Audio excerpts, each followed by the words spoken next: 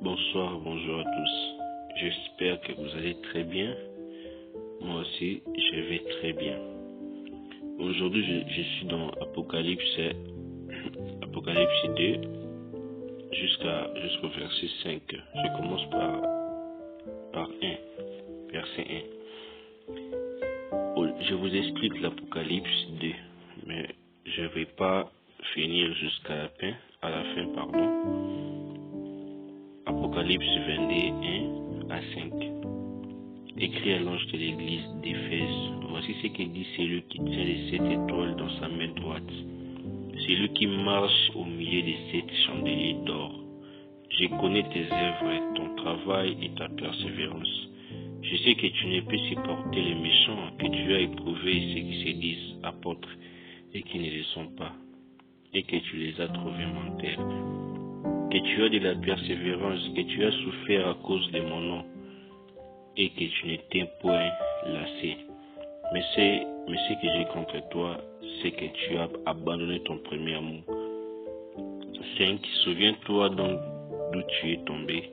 Réponds-toi et pratique tes premières œuvres. Sinon, je viendrai à toi et j'ôterai ton chandelier de sa place, à moins que tu te répandes. Dans le verset D, on voit que Dieu connaît quand même ce que nous faisons pour lui. Dieu n'a pas oublié tout ce qu'on fait pour lui. Dieu connaît. Il dit, je connais tes œuvres, je connais ton travail et ta persévérance. Donc tout ce que tu fais dans le Seigneur, Dieu connaît ça. Dieu connaît même ta persévérance. Mais ce que Dieu est contre toi dans le verset 4 est que tu as abandonné ton premier amour. Dieu n'aime pas d'abord que nous puissions lui servir sans avoir son amour. Tu veux servir Dieu, aime-le d'abord. Aime-le d'abord et tu feras facilement son travail. Si tu veux servir Dieu de vrai et tu veux servir Dieu, être persévérant dans son travail, tu dois d'abord lui aimer. Parce que lorsque tu aimes une personne, tu feras facilement ce qu'il te demande. Tu feras facilement ce qu'il te demande parce que si tu aimes réellement une personne, tu feras réellement ce qu'elle te demande. Parce que l'amour que tu as d'elle, ça te permet à faire son travail, à faire bien son travail. Alors Dieu n'aime pas que nous puissions faire son travail sans pourtant lui aimer au préalable. Non, Dieu veut que nous puissions lui aimer. Même la Bible dit que n'attristez pas le Saint-Esprit. Lorsque la Bible parle, nous dit de ne pas attrister le Saint-Esprit parce que Dieu a un cœur. Il ressent de l'amour aussi. Il a aussi besoin que nous puissions lui aimer. Dieu n'est pas contre ceux qui ont de l'argent, n'est pas contre ceux qui gagnent leur vie honnêtement ou malhonnêtement, mais il est juste contre ceux qui ne lui aiment pas comme avant. Il a dit que tu as de la persévérance, que tu as souffert à cause de mon nom et que tu n'étais point lassé. Mais ce que j'ai contre toi, c'est que tu as abandonné ton premier amour. Parce que Dieu ne veut pas que nous puissions abandonner le premier amour.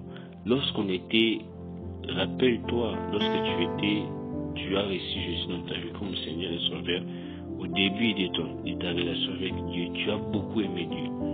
Mais vu que les années sont passées, tu commences à dire, j'ai déjà accepté Jésus, bon, je peux vivre comme je veux. Mais sache que Dieu n'aime pas ça.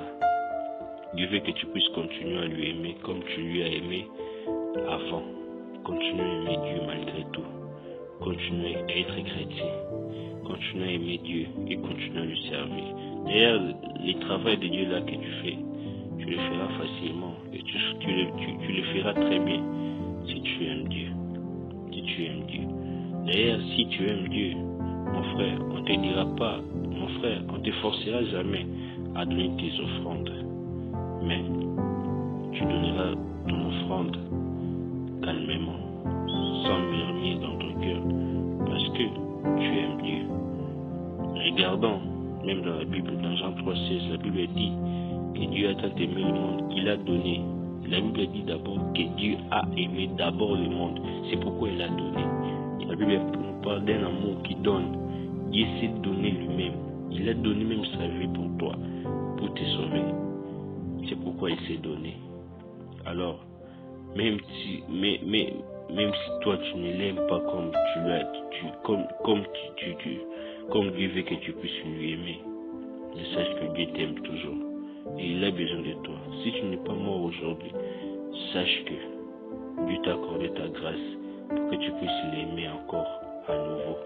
C'est pourquoi je te demande ce soir, si tu n'as pas reçu Jésus comme Seigneur et Sauveur, que tu puisses le recevoir ce soir ou cet après-midi ou ce matin, que tu puisses recevoir Jésus dans ta vie comme Seigneur et Sauveur, et que tu reviennes au pied de Dieu, que tu pleures devant lui, que tu demandes sa grâce, que Dieu puisse te faire sa grâce, que tu puisses lui aimer comme tu lui as aimé au début. Dieu n'a pas oublié tout ce que tu fais pour lui. Dieu connaît ça. Dieu connaît tes œuvres, ton travail et ta persévérance. Dieu est fidèle à toi parce qu'il connaît tes œuvres. Mais ce qu'il a ajusté contre toi et que tu as abandonné ton premier amour, Dieu ne veut pas que tu sois loin de lui. Dieu ne veut pas ça. Dieu t'a créé pour lui. Dieu t'a créé pour son intérêt. Alors tu dois être fidèle à Dieu et que tu dois aimer Dieu de tout ton cœur. Que Dieu te bénisse beaucoup. Si cette prédication t'a touché, abonne-toi à cette chaîne. Dieu nous attend. Et n'oublie pas la cloche qui est à côté pour avoir toutes les nouvelles vidéos et d'autres versets bibliques. Je vous expliquerai d'autres prochainement. Que Dieu vous bénisse. À bientôt. Merci.